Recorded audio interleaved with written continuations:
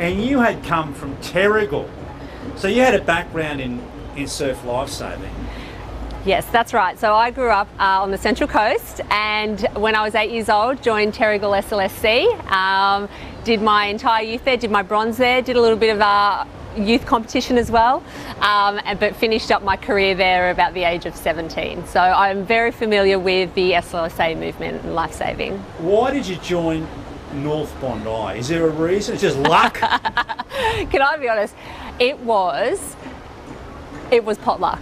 I'd moved to, sorry, let me start again. So I'd moved to the Bondi area following my return from living overseas for 5 years, and I really wanted to get back into surf lifesaving, and I was in the area and the new club had popped up, and I thought, well, what a beautiful club, I want to be a part of that, and so I came down and I signed up to do my bronze.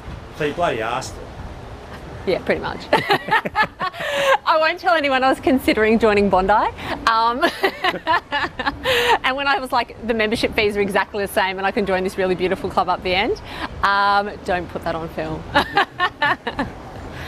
Sorry, my hair's in the way, hang on. Is that hair right? Yeah. Is it coming up okay, or is it... It's good, it's cash, it's really good. Yeah? Okay. So it's just all in my face. Is it easier on the other?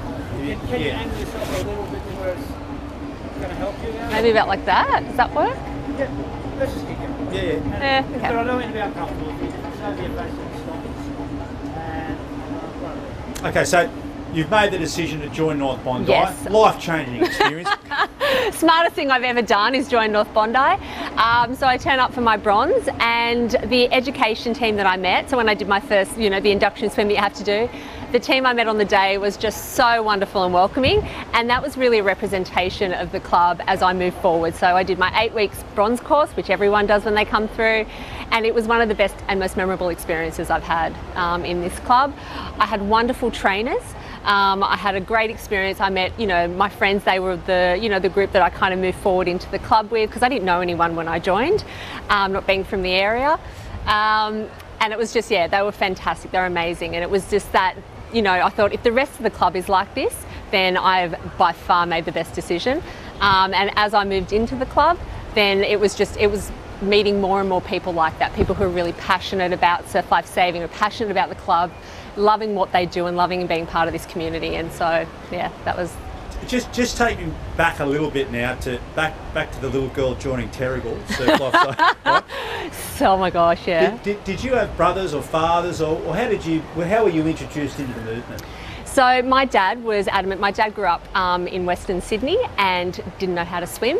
So when we moved to the Central Coast, he was very adamant that his kids were going to learn about the beach and learn how to swim and safety and everything. So my dad was my age manager from the age of 8 through to 14. He was down there every Sunday with me. My favourite memories of my dad is going to Nipper carnivals, and back in the day all the officials had to wear a certain coloured polo t-shirt. So one week it might be white, one week it might be bright pink. And my dad went out to Lowe's and bought the entire penguin set of t-shirts in every single colour, and so he could look like that official at every single carnival we went to, hiding behind the ropes, trying to organise everyone to make sure everyone was on the start line. It was a little bit dodgy, but no, that was my growing up and my experience with lifesaving. Now I know where you get it from. Yeah, exactly. I did not lick it off the ground. Thanks, Dad. So you've obviously, you followed surf lifesaving, your heart's obviously in the movement, both in the competition side, but certainly in the lifesaving and the administration side. It's a full-on gig for you. Your whole life revolves around it. It really is. I always joke about excelling at the stuff that I don't get paid for. Being in the role that I have at the moment of Head of Lifesaving, and I've been doing it for 3 seasons, it's an ongoing gig. There's no off-season, but I do really love it. I love this club. I love what this movement is about, and what we can achieve on the beach and what this movement allows us to accomplish. I absolutely love what I do. Okay, let's have some easy questions. What are some of... Has there been any frustrating moments of being part of North Bondi? What can we improve? Okay, the way I'm going to say this. So it's North Bondi, and every surf life saving club is a club run, it's a volunteer organisation. And I think the one thing that we all need to remember as members is that we are responsible for the culture and the way that this club is run. And I think we need to draw on that as individual members a lot more. Yeah. Yeah. That would be my one frustration, is that, you know, it just, yeah, be becoming more involved and that one club mentality.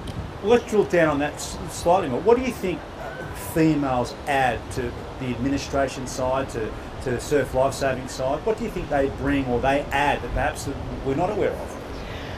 So I think a perfect example of this was at the beginning of the season, we launched the Advanced Response Lifesaving Facility, the ARLF as we know it now, so the under the prom storage.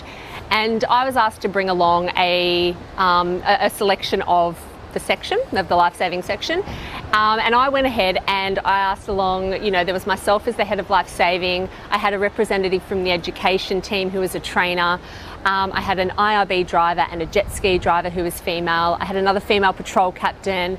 There were 2 young SRC females who'd just done their awards and they were down there. And then we had a couple of young nippers. And if I look at that, that is just the lifesaving section represented, and that is lifesaving. And it was just wonderful to invite all of those women along to that event. So I think that women are what we give. How do I put this? Women are able to do everything that a man can do. We have given, there is nothing that a woman can't do in surf lifesaving. What are some of the greatest experiences you've had here that we can air and broadcast? Okay, the PG stuff. So one of my favourite moments, where would we go? Okay, so my 2 biggest achievements, one would definitely be the head of lifesaving, and I think everything that I've done within that role. There's still moments I go to I think to myself, I can't believe I'm actually doing this. Never in my wildest dreams when I joined this club did I think I would head up a section that has 500 patrolling members, an IRB section, etc. I never thought I would be able to do that. And being able to do that for the last 3 years has been something that has helped me grow as a person. But also really what I wanted when I joined this club, which was to give back to the community and have that sense of purpose and that service to others. And that's really given me that role. And you tap yourself on the back going, geez, I made a good decision after leaving Terrigal. Yes. Although that said, when I left Terrigal and, you know, having grown up wearing the blue cap all those years, and when I moved into doing masters competition here at North Bondi, that first time I put on the red, white and chocolate it wasn't natural. There was a moment where I had am I doing the right thing? But no, I haven't looked back on that. My other memorable experience is competing for Masters here at North Bondi. We've got a really, really good competition and training section, and being a part of that and having the opportunity to go back and compete and be out in the ocean. I love swimming, and I've won a couple of Aussie gold medals, which I'm very, very proud of. With anything, a lot of hard work goes into those medals, a lot of time, sacrifice, training.